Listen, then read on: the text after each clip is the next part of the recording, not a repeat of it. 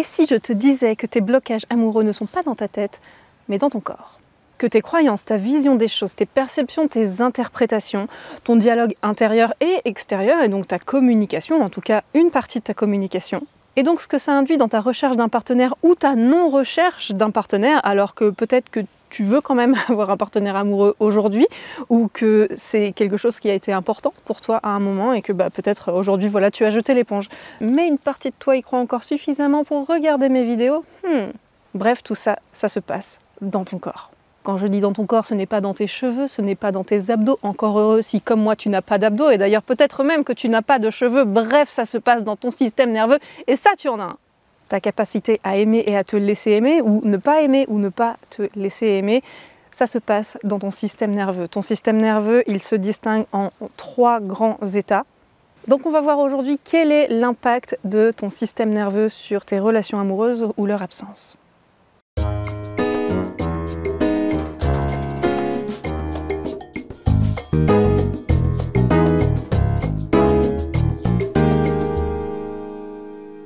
Si tu me découvres avec cette vidéo, je m'appelle Gaëlle, je suis coach en relations amoureuses depuis 2018. Et nous faisons cette vidéo accompagnée de mon merveilleux conifère, le Microbiota Decussata carnival, qui illumine les jardins et les cœurs de sa couleur bronzée à l'arrivée du froid.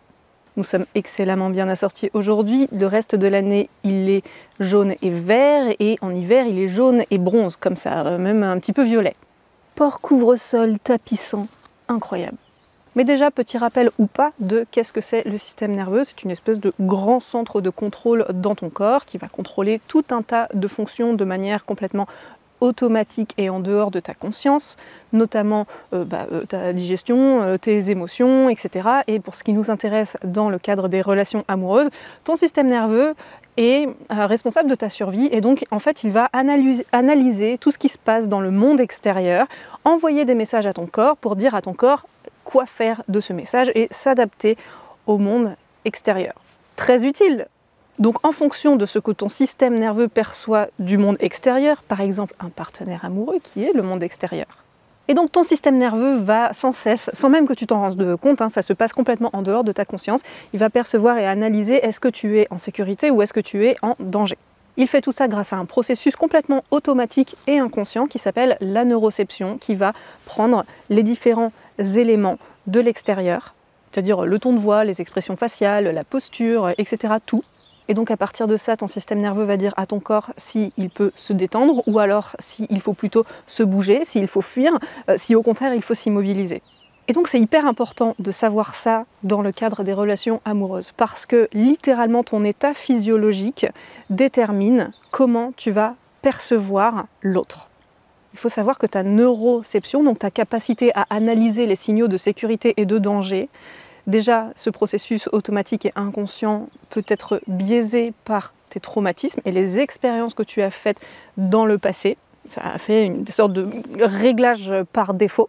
Et donc tu vas dans ta vie amoureuse, à partir de ces réglages de base qui vont très souvent se renforcer. Ce qui fait que l'état de ton système nerveux va en fait déterminer comment tu perçois le monde de manière générale, comment tu perçois l'autre, comment tu interprètes ce qu'il dit, etc. On va voir tout ça dans cette vidéo. Par exemple, on va le voir, si tu es dans un état d'alerte, tu vas interpréter un commentaire un petit peu anodin de travers. A l'inverse, si tu n'es pas dans un état d'alerte, si tu es dans un état de sécurité, un commentaire un petit peu anodin, tu vas t'en foutre, ou alors si ça éveille un petit peu quelque chose, tu vas questionner, tu vas t'assurer si tu as bien compris, tu vas être plus disponible pour vérifier s'il n'y a pas un malentendu. Alors qu'un état d'alerte, il plonge dans le malentendu. En comprenant ces mécanismes-là, tu vas voir que toutes les conclusions que tu tires, tout ce que tu penses, tout ce que tu crois, tu vas pouvoir prendre de la distance avec ça et commencer à remettre en question tes croyances que tu prends pour des vérités. C'est le principe des croyances et donc ça va commencer à changer ta vision de l'autre dans quelque chose de plus objectif qui est plus à ton service, au service de la vie amoureuse que tu veux créer parce que on va voir que les états de survie, les états d'alerte ou d'immobilisation, ils ne sont pas vraiment au service de la vie amoureuse que tu veux créer. La bonne nouvelle, c'est que tout ça, ça se change et on va voir déjà, on va comprendre dans cette vidéo comment ça marche puisque c'est de toute façon la première étape. On ne peut pas le changer si on ne le comprend pas.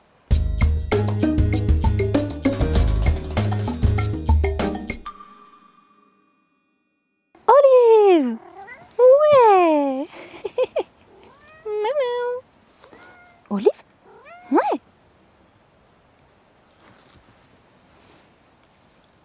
Le système nerveux a donc globalement 3 grands états qui peuvent aussi se mélanger les uns avec les autres. On parle d'états mixtes. Mais pour faire simple, tu vas imaginer 3 couches et celle du milieu, c'est celle qui est cool.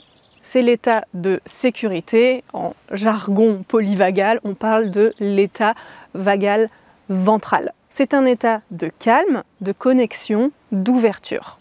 Et quand tu es dans cet état-là, eh bien, tu vas pouvoir avoir des conversations fluides, tu vas être ouverte à l'autre, tu as envie d'être en relation sans être pressé pour autant. Tu peux donc te détendre, adopter un rythme qui est sain, tu as aussi une capacité à jouer. Et c'est pas une espèce de détente naïve, non, tu as un système de vigilance mais qui est tout à fait fonctionnel, c'est-à-dire que tu vas pas chercher des red flags partout, on va y revenir. C'est quoi une vigilance normale aux red flags? Et ben en gros, on s'en fout, c'est-à-dire que si on en voit, on saura les reconnaître et en attendant, chill.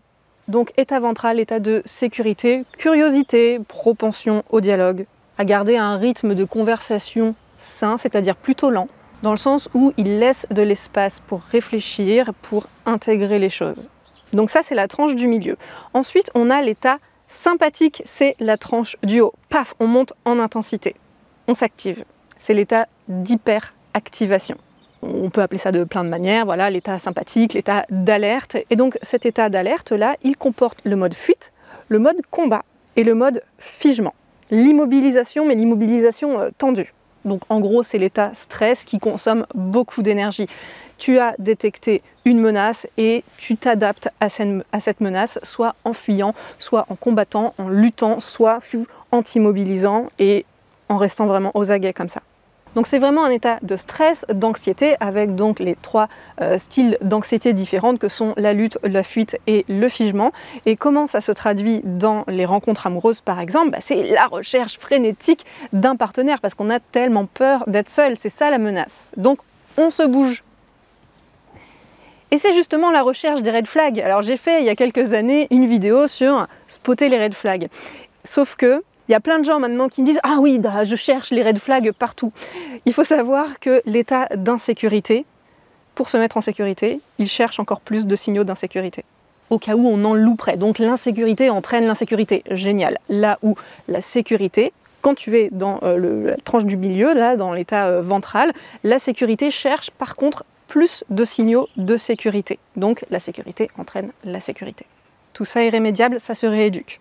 Cet état d'alerte, c'est typiquement quand tu attends comme ça, en figement, la réponse de ton crush à un SMS et que pendant ce temps-là, tu fais plus rien et que tu es obnubilé sur la petite sonnerie que tu espères voir retentir sur son téléphone.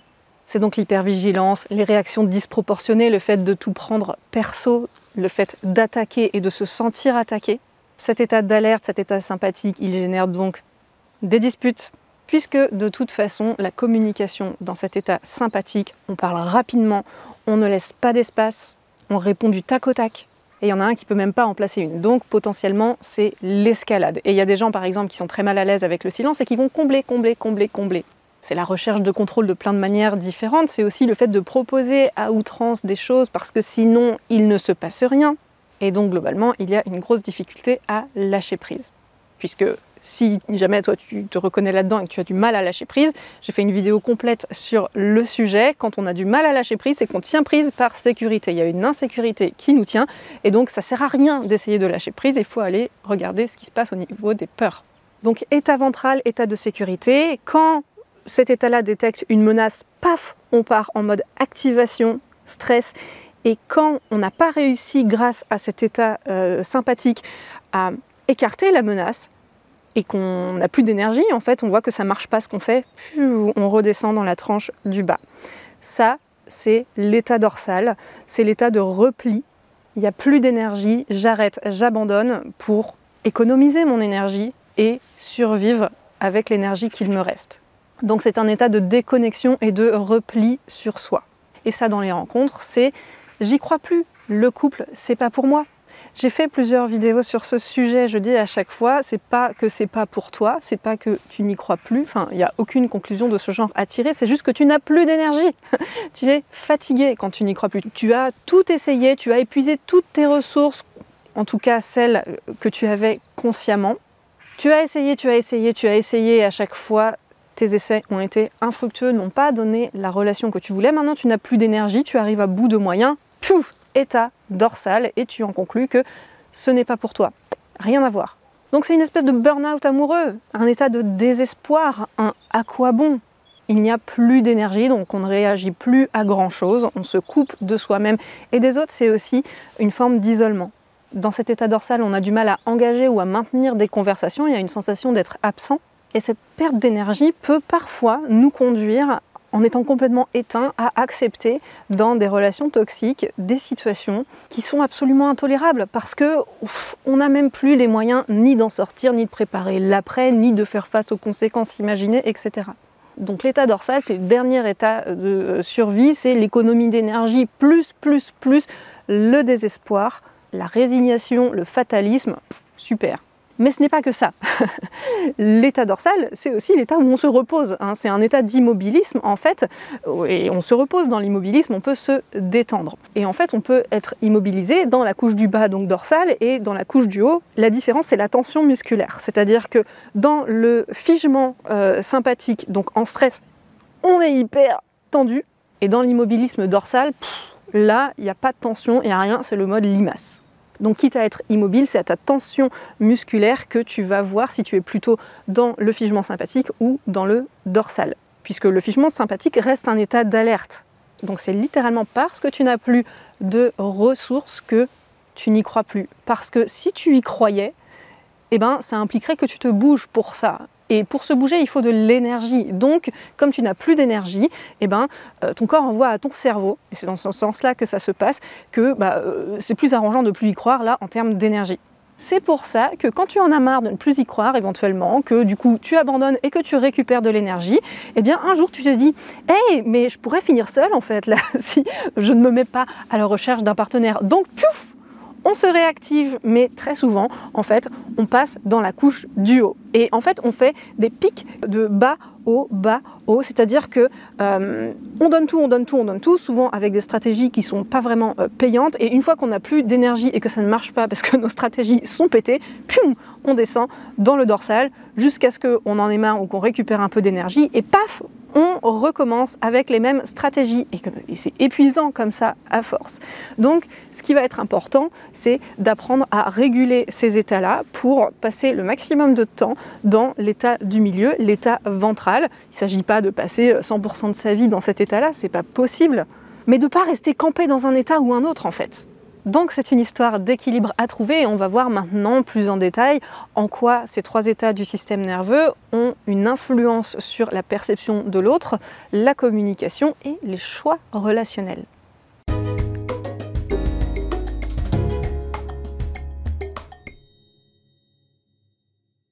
Avant de poursuivre, sache que ton système nerveux est très en lien avec ton style d'attachement et que quand tu comprends ton style d'attachement, tu vas être d'autant plus à même de repérer là où tu te situes.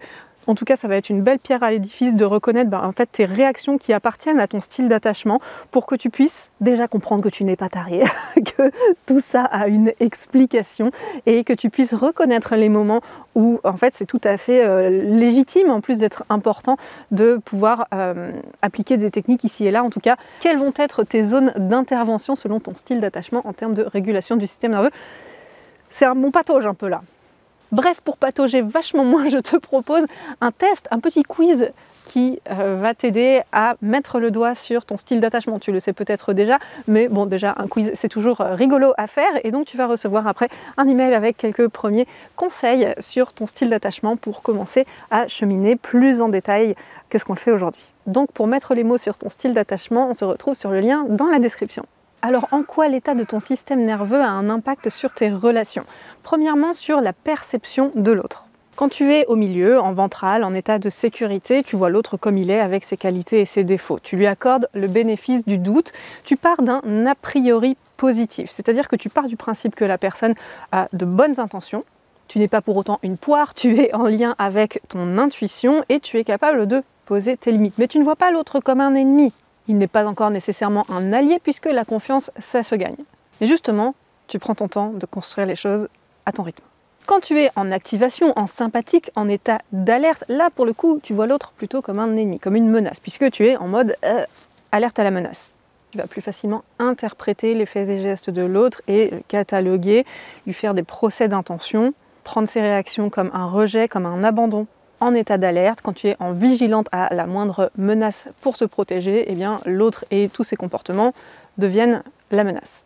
Quand tu n'as plus d'énergie, quand tu es en dorsale, en mode repli, l'autre, il te paraît inaccessible finalement. Inaccessible ou indifférent, même si ce n'est pas le cas, puisque tu n'as pas de capacité de connexion. Donc le fait que tu n'as pas de capacité de connexion va te faire percevoir l'autre comme inconnectable. Maintenant, voyons ce qu'il en est pour la communication. Au milieu, en ventral, en état de sécurité, la communication, globalement, elle est assez lente, elle est claire. En tout cas, on prend le temps d'expliciter les choses. Et justement, la communication, elle est explicite. Là où, souvent, en état d'alerte, il y a plein de choses implicites puisqu'on interprète et qu'on ne vérifie pas toujours ces interprétations, puisqu'on part du principe qu'elles sont vraies. En état de sécurité, on est capable d'empathie, puisqu'en fait, on est disponible, on est régulé. Donc on est juste capable d'être connecté sainement, d'être curieux, d'être ouvert. Si on a des jugements, parce que les jugements sont automatiques, on sait que ce sont des jugements et on ne va pas prendre ça pour argent comptant. Donc on va plutôt faire preuve de curiosité, poser des questions et être enclin au dialogue et chercher à comprendre l'autre, pas nécessairement pour en obtenir quoi que ce soit, mais par curiosité. En état d'alerte, en état d'hyperactivation, puisqu'il y a une zone d'activation normale entre les deux, mais quand on est en état d'hyperactivation, on surréagit, on va prendre des remarques comme des attaques, comme des reproches, et d'ailleurs on va être plus enclin aux reproches nous-mêmes, à poser des questions accusatrices, puisqu'on a perçu une menace, donc on a perçu un problème, et donc le problème en général vient de l'autre, même si on peut aussi avoir tendance à se remettre soi-même en question.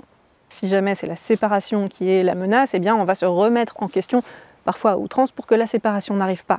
Je m'égare, mais pas tant que ça, en fait, puisque quand on est en état d'alerte, si on a peur de la séparation, par exemple, si la séparation est une menace, on va éviter les conflits. On va tourner autour du pot, on va en faire des caisses comme ça, on va faire le petit serpent pour essayer de surtout pas faire de vagues.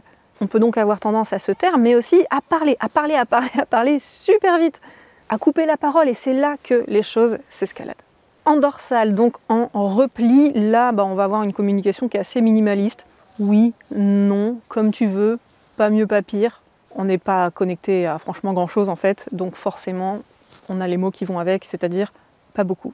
Donc ça crée une sensation de distance et de manque d'implication, ce qui est très différent de quelqu'un qui ne sait pas parler parce qu'il n'a pas le vocabulaire. Et donc comme il n'a pas l'éducation de la parole, de la communication, du coup il manque de vocabulaire. Mais en même temps, les mots aident aussi à se connecter à soi. Mais ça reste différent de quelqu'un par exemple qui parle pas beaucoup parce que de base en fait il n'est pas connecté à ses émotions et ses besoins parce qu'il a un style d'attachement évitant et donc naturellement il n'a pas trop les mots qui vont avec, de quelqu'un qui serait vraiment en repli, qui n'est pas non plus connecté à ses sentiments et ses besoins, mais qui là est fermé parce qu'il n'a plus d'énergie en fait.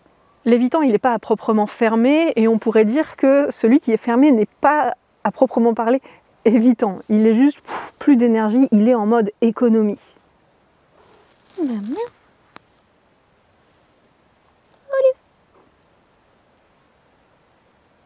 Dans les choix relationnels maintenant, quand on est en état ventral, en état de sécurité, on va plus facilement s'orienter vers des partenaires qui sont bons pour nous, qui sont régulés aussi, ou en tout cas on ne va pas se précipiter dans une relation, etc. Évidemment, l'état ventral et l'attachement sécure, c'est pas pour ça qu'il n'y a aucun raté et que les personnes qui sont dans cette sécurité réussissent toutes leurs relations. Si c'était aussi facile, ça se saurait. Mais ça aide. Mais en fait, en état ventral, on est connecté à soi, on est connecté à l'autre, puisque c'est ici qu'il y a notre système d'engagement social. Donc on a envie d'être en connexion et en même temps, on ne va pas précipiter les choses. Donc forcément, on ne construit pas ces relations de la même manière, on n'a pas les mêmes attirances. En état d'alerte, en état sympathique, on peut être plus attiré par des gens qui alimentent notre état d'alerte, c'est-à-dire des gens imprévisibles, des gens indisponibles, où en fait la quête de ces personnes-là va produire une forme d'intensité.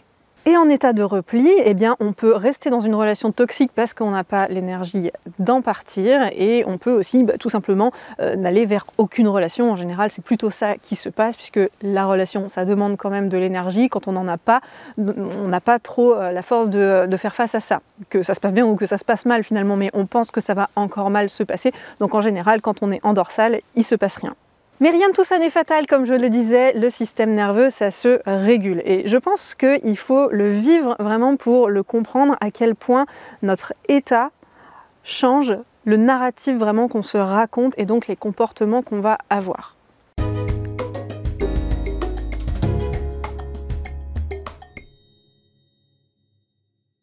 Et pour se rendre compte de ça, un petit exemple rapide que j'ai oublié de mettre dans mon script, et chacun aura les siens, c'est assez facile à trouver, pour se rendre compte à quel point notre physiologie impacte notre émotionnel.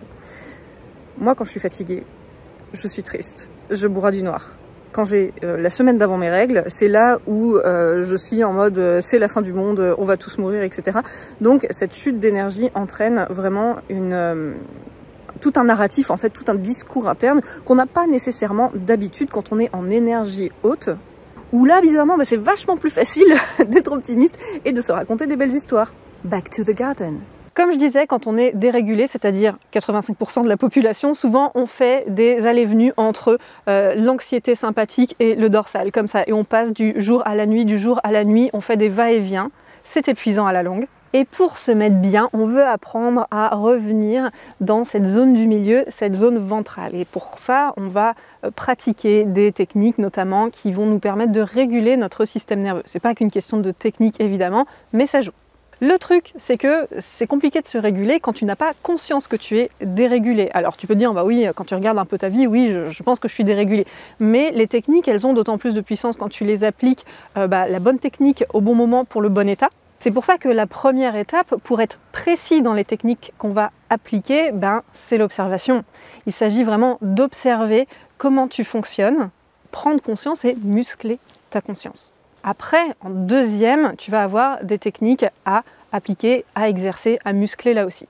Ce n'est pas qu'une question de technique. La thérapie qui va venir libérer, désactiver les restes traumatiques qui nous maintiennent dans un état ou à un autre dérégulé, ainsi que les compétences relationnelles qui sont vues en coaching et vraiment l'état d'esprit en fait autour de l'éducation relationnelle en fait globalement, tout ça va contribuer à changer ta perception des choses aussi.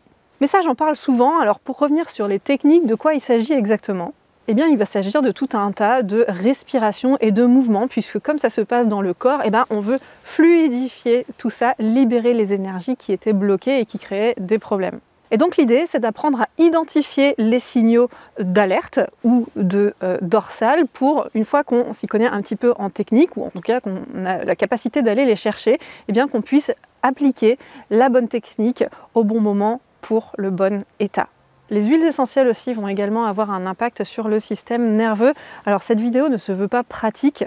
Chaque chose en son temps, c'est un sujet qui est beaucoup trop vaste. De toute façon, pour ce qui est de la pratique et de l'approfondissement de la théorie, donc pour vraiment apprendre à bien connaître tout ça et être d'autant plus précis dans les techniques à appliquer ensuite, sache que la régulation du système nerveux, autant d'un point de vue théorique et donc beaucoup plus précis que ce qu'on voit ici, ainsi que pratique avec tout un tas de pratiques corporelles à utiliser pour réguler ton système nerveux, ça va avoir une part très importante dans le nouvel accompagnement, l'amour sécure que je suis en train de préparer. Donc si ça peut t'intéresser, tu peux t'inscrire sur la liste d'attente. Avec cet accompagnement, l'amour sécure, tu vas avoir vraiment une boîte à outils béton pour pouvoir développer ta sécurité intérieure de manière à allier intensité et sérénité dans ta relation amoureuse. Si ça t'intéresse, tu peux t'inscrire sur le lien dans la description, sur la liste d'attente, et tu sauras tout avant tout le monde. Voilà, ça fait beaucoup d'infos, donc j'ai hâte de savoir en commentaire où est-ce que tu te reconnais, en quoi tout ça te parle, qu'est-ce que tu apprends, quelle lumière ça allume dans ton cerveau et dans ton corps aussi. La discussion se poursuit en commentaire, pense à checker les liens dans la description et on se retrouve très vite.